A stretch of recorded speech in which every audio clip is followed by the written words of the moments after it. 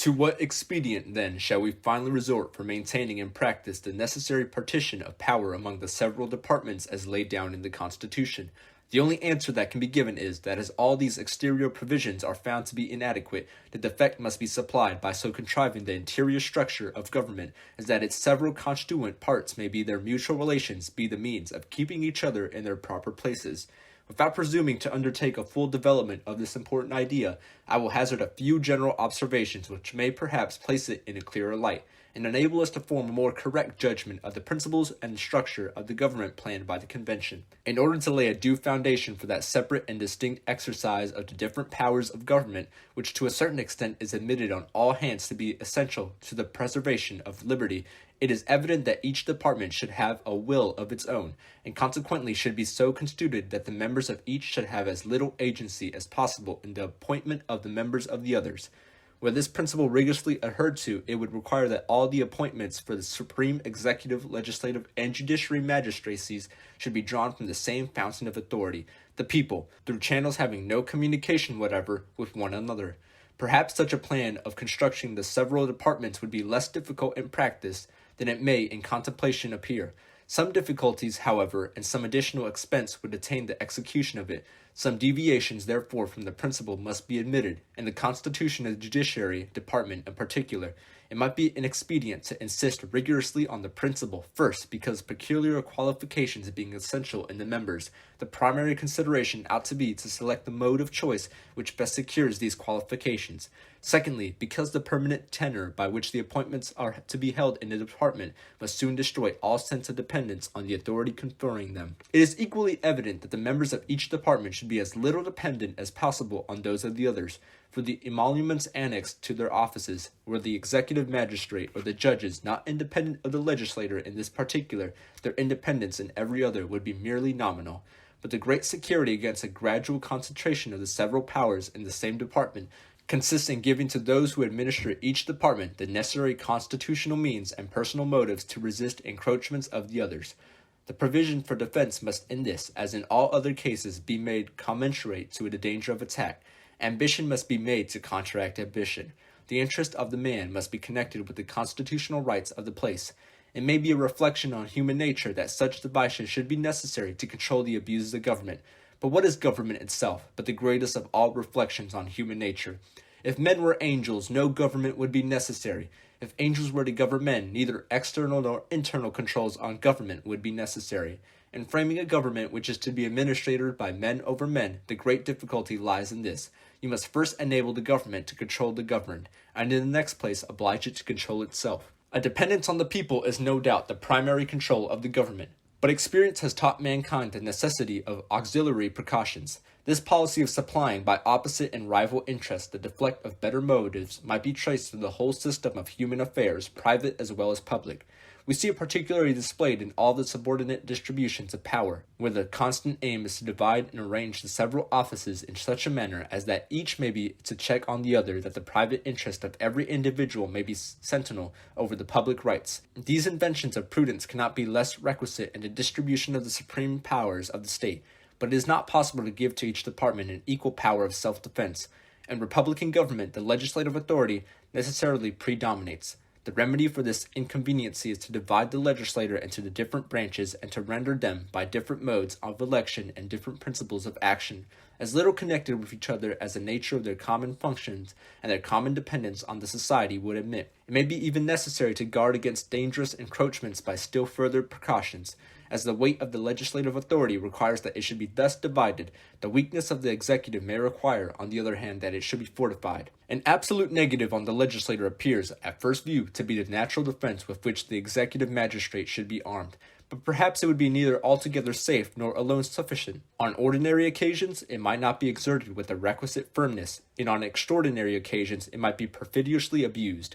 May not this defect of an absolute negative be supplied by some qualified connection between this weaker department and the weaker branch of the stronger department, by which the latter may be led to support the constitutional rights of the former, without being too much detached from the rights of its own department?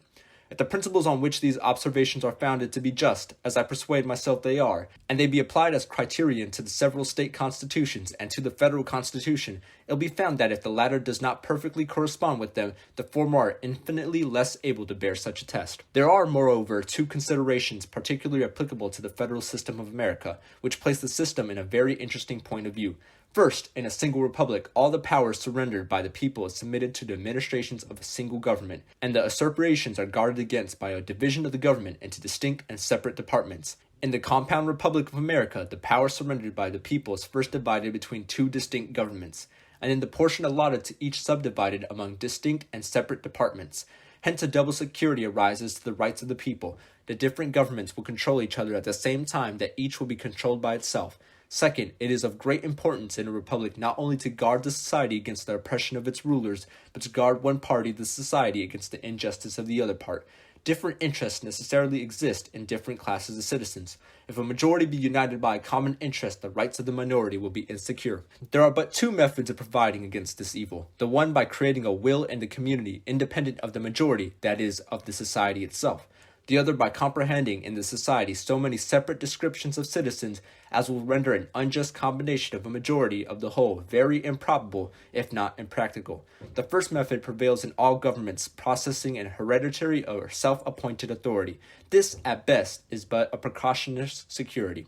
Because a power independent of the society may as well espouse the unjust views of the major as the rightful interests of the minor party, and may possibly be turned against both parties. The second method will be exemplified in the Federal Republic of the United States. Whilst all authority in it will be derived from and dependent on the society itself will be broken into so many parts, interests, and classes of citizens that the rights of individuals or of the minority will be in little danger from interested combinations of the majority. In a free government, the security for civil rights must be the same as that for religious rights. It consists in the same case in the multiplicity of interests and in others in the multiplicities of sects. The degree of security in both cases will depend on the number of interests and sects, and this may be presumed to depend on the extent of the country and number of people comprehended under the same government.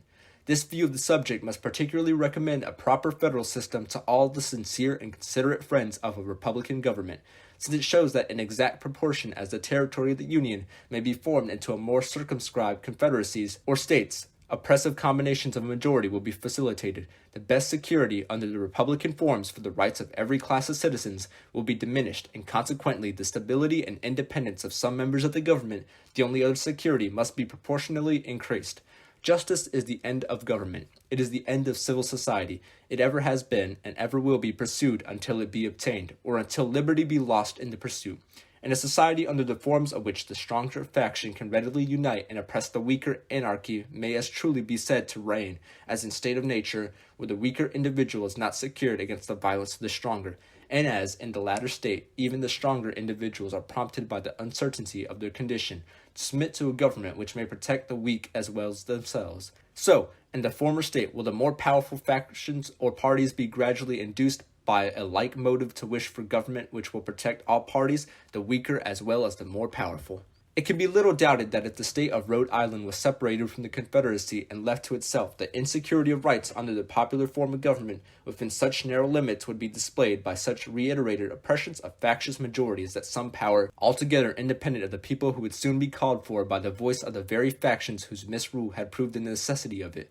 And the extended Republic of the United States, and among the great variety of interests, parties, and sects which embraces a coalition of a majority of the whole society, could seldom take place on any other principles than those of justice and the general good. Whilst there being thus less danger to a minor from the will of a major party, there must be less pretext also to provide for the security of the former by introducing into the government a will not dependent on the latter, or in other words, a will independent of the society itself. It is no less certain than it is important, notwithstanding the contrary opinions which have been entertained, that the larger the society, provided it lie with a practical sphere, the more duly capable it will be of self-government, and happily for the republican cause, that practical sphere may be carried by a very great extent by a judicious modification and mixture of the federal principle.